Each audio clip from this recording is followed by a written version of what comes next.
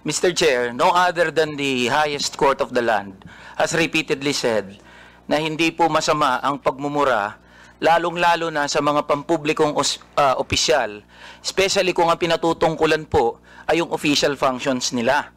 Not the person, but their official functions, Mr. Chair.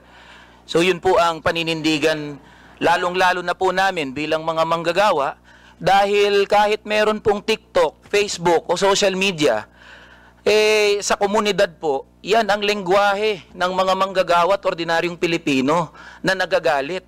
Hindi po kasalanan ng mga vlogger o ng mga gumagamit ng Facebook, TikTok, X o kung ano pa mang social media platforms kung bakit merong ganito na mga pagmumura o profanities. Ito po ay lengguwahe ng mga manggagawa at ordinaryong Pilipino na nagagalit. Mr. Elijah, hindi ko binabagit yung lingwahe ng ordinaryong Pilipino.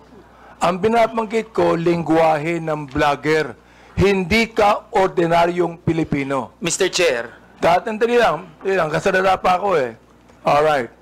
Hindi ka ordinaryong Pilipino. Tama, mali? Ordinaryong Pilipino ako, Mr. Chair. Hindi ka ordinaryong Pilipino, vlogger ka eh. No, manggagawa ako, Mr. Chair. Lahat pa ng ordinaryong Pilipino, vlogger?